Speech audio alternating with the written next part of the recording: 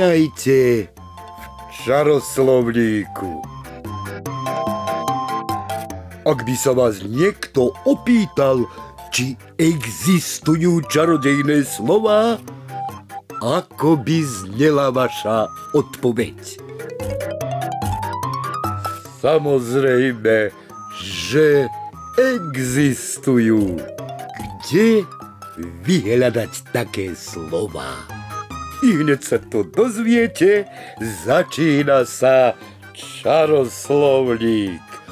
O to ten najčaroslovníkovejší.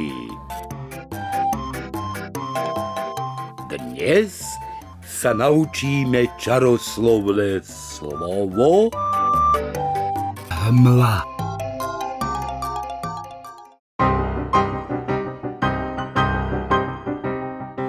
Hmla je druh tmy, biela temnota, záhadný jav, v ktorom prebývajú duchovia, príšery a čarodejníci. Skrýva začarované mestá, zakliaté lesy i hrady.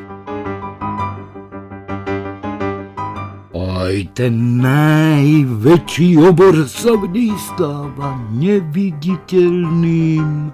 Aspoň Mišo si to myslí.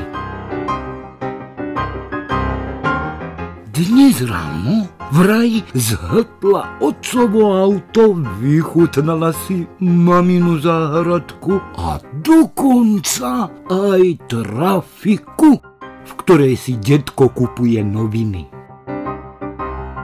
Uniesla, kto vie kam. Pohroma je desivejšia než samotný strach.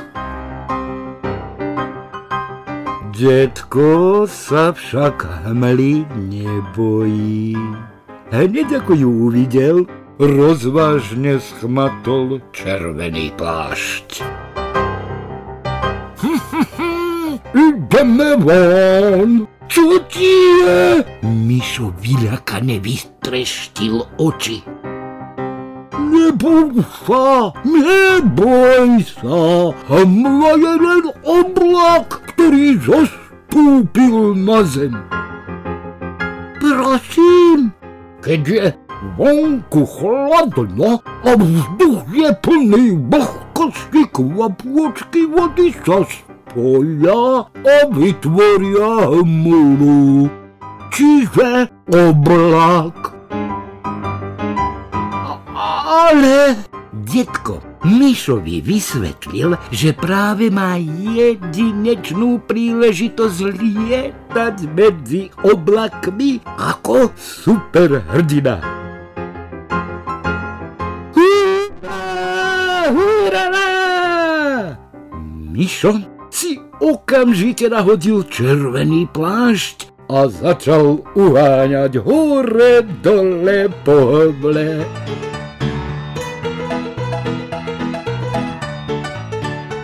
Ja som super Mišo, nebojací superhrdina. Duchovia, príšeri, čarodejníci a obry sa natoľko vydesili, že zutekali káde ľahšie.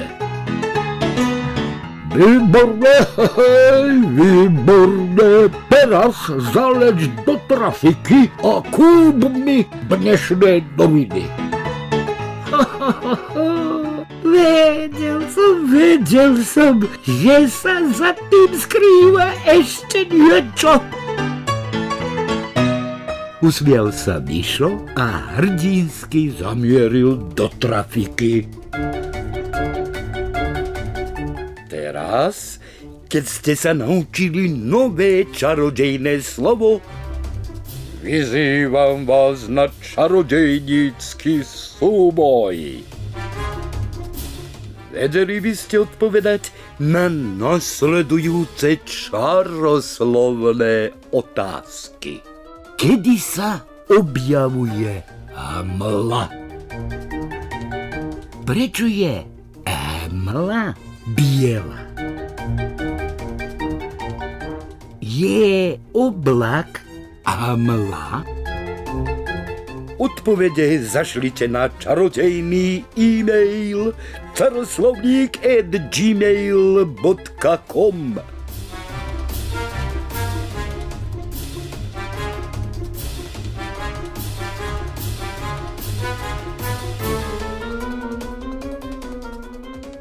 Do čaroslovníkovania.